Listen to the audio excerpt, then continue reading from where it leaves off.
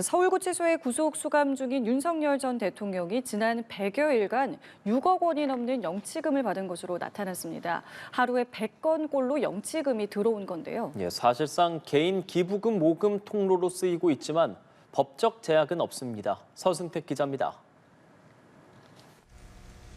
지난 7월 10일 재구속된 윤석열 전 대통령이 지난 석 달여간 서울구치소에서 받은 영치금은 6억 5,725만 원으로 파악됐습니다.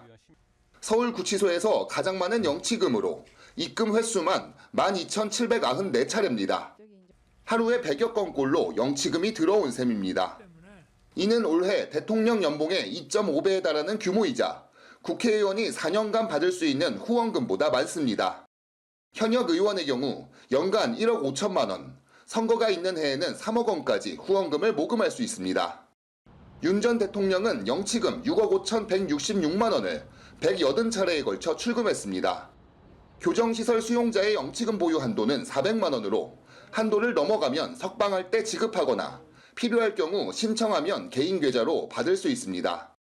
윤 전 대통령 부인 김건희 씨도 지난 8월 12일 남부구치소에 수감된 이후 2달 동안 약 2,250만 원의 영치금을 받은 것으로 파악됐습니다. 윤 전 대통령과 나란히 서울구치소에 수감된 권성동 국민의힘 의원도 9월 16일 입수 후 1,660만 원의 영치금을 받았습니다. 일각에서는 거액의 영치금을 놓고 보강금 제도가 개인 기부금 모금 용도로 악용될 우려가 있다는 지적이 제기됩니다. 기부금의 경우 1,000만 원 이상 모금하려면 관할청에 의무적으로 신고해야 하지만 영치금은 400만 원 계좌 잔액 기준만 있을 뿐 입출금에 제한이 없기 때문입니다. 각종 기부금 혹은 후원금 등이 정치자금법에 따라서 엄격하게 관리가 되어야 되는데 이런 영치금 제도를 활용하게 되면은 이런 규제들을 피해갈 수 있는 그런 우회로가 될 수 있다라는 지적이 지금 나오고 있는 상황이거든요.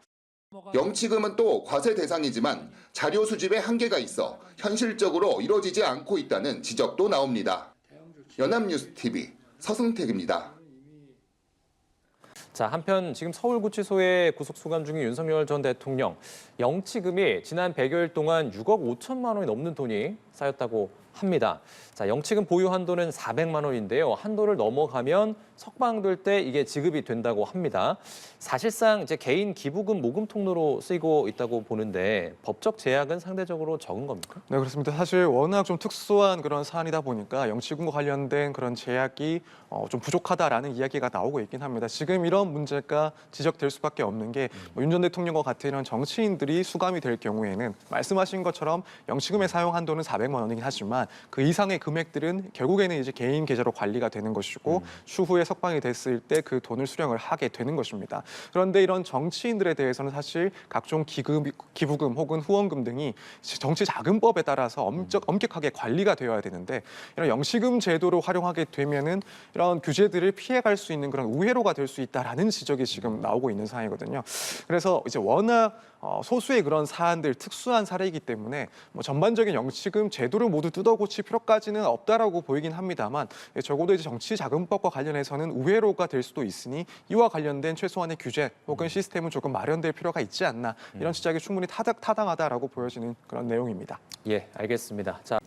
윤석열 전 대통령이 지난 7월 재구속된 뒤 구치소에서 두문불출하다 85일 만에 법정에 섰습니다. 흰 머리가 부쩍 늘어난 모습으로 등장한 윤 전 대통령은 구속 상태로 재판과 수사에 응하기가 어렵다고 말했습니다. 이동훈 기자입니다.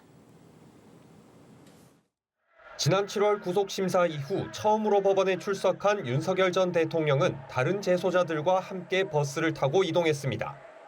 법정에 들어선 윤 전 대통령의 모습은 지난 4월과는 다소 달랐습니다. 짧게 자른 머리는 염색을 하지 못한 듯 하얗게 샌 모습이었고 별도 손질을 받은 모양새도 아니었습니다. 수용복이 아닌 남색 정장을 입었고 왼쪽 가슴엔 수영번호 3617이 적힌 배지가 붙었습니다. 인적사항을 묻는 재판부에 작은 목소리로 대답했습니다. 피고인 성명이 어떻게 되시죠? 법원은 이번 공판 중계 허용과 촬영 허가의 이유로 국민 알 권리 충족 등을 꼽았습니다. 재판부는 국민의 알 권리 충족 필요성과 공정한 재판 및 피고인에 대한 무죄 추정의 원칙 등을 고려하여 비디오 녹화 및 사진 촬영을 허가하였습니다. 다만 보석신문은 개인 사생활 침해 우려로 중계가 불어댔습니다. 윤 전 대통령은 보석신문에서 재판부가 왜 재판에 출석하지 않느냐고 묻자 기다렸다는 듯 작심 발언을 쏟아냈습니다. 1.8평 방에서 생존 자체가 어렵다고 운을 뗀 윤 전 대통령은 대통령에게는 재량권이 많은데 특검이 5만 가지를 갖고 기소를 했다며 유치하기 짝이 없다고 날을 세웠습니다. 이어 기소하고 싶으면 알아서 기소하고 유죄가 확정되면 차라리 처벌받고 싶은 심정이라고 밝혔습니다. 앞으로 주 4에서 5회 재판이 예상되는 상황에서 특검 소환까지 응해야 하는데 구속 상태로는 응하기 어렵다며 보석을 인용해주면 건강을 챙기며 사법 절차에 협조하겠다고 주장했습니다. 특검은 윤 전 대통령이 석방될 경우 증거인멸, 도주 우려 염려가 크다며 수사와 재판에 피고인의 영향력이 미칠 수 있다고 반박했습니다. 윤 전 대통령 측 건강 문제도 교정당국 내부 의료시설을 통해 충분히 관리 가능하다고 했습니다. 재판부는 양측의 의견을 검토해 보석 여부를 결정할 방침입니다. 연합뉴스 TV 이동훈입니다. 국회 법제사법위원회 소속 법여권 의원들이 서울구치소를 찾았습니다. 윤석열 전 대통령의 체포영장 집행 거부 장면이 담긴 CCTV 영상을 열람하기 위해서였는데요. 속옷 차림으로 저항한 모습을 직접 확인했다고 민주당은 전했습니다. 문승욱 기자입니다. 국민의힘을 제외한 국회 법사위 소속 의원들이 서울구치소를 찾아 윤석열 전 대통령의 체포영장 집행 거부 장면이 담긴 CCTV를 열람했습니다. 이를 통해 두 차례의 적법한 영장 집행 시도가 있었지만 윤 전 대통령이 반말을 하며 속옷 차림으로 저항한 사실을 확인했다고 민주당은 밝혔습니다. 1차 집행 때는 속옷 차림으로 누워서 2차 때는 속옷 차림으로 자리에 앉아 성경책으로 보이는 책을 읽으며 집행을 거부했다는 겁니다. 정말 충격적이었습니다. 특검이 체포영장을 집행하러 와서 방의 문을 여는 순간 웃도리도 속옷이었고요. 정말 놀랍게 하의도 속옷이었습니다.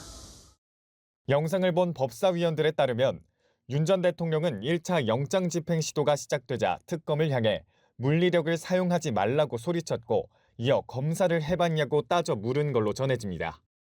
2차 집행 때도 자신은 무죄 추정을 받는 미결수라며 내가 검사 27년을 했는데 합법이면 자발적으로 안 나가겠냐고 말했습니다.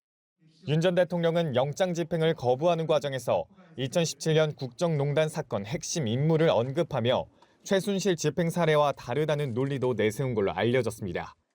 수용자 호송을 담당하는 출정 과장이 한때 대통령이셨던 분이 그렇게까지 하시느냐고 달랬는데도 윤 전 대통령이 체포를 거부한 모습 역시 확인됐다는 전언입니다. 영장 집행 과정에서 특검의 물리력 행사로 다쳤다는 윤 전 대통령 측 주장도 거짓말이라고 반박했습니다. 윤석열이 다리 꼬고 앉아있던 그 의자를 밖으로 끌어당기는 정도 수준의 물리력 행사만 있었을 뿐 강제로 드러내거나 끌어내거나 하지 않았습니다. 그런데 윤석열 스스로가 갑자기 의자에서 땅바닥으로 내려앉고 주저앉아서 윤 전 대통령 법률대리인단은 입장문을 내고 CCTV 열람이 명백한 위법 행위이자 전직 대통령 망신 주기에 불과하다고 강력 반발했습니다. 하지만 민주당은 구치소에서 윤 전 대통령에 대한 특혜가 있었다는 의혹도 제기하고 있습니다. 연합뉴스 TV 문승욱입니다.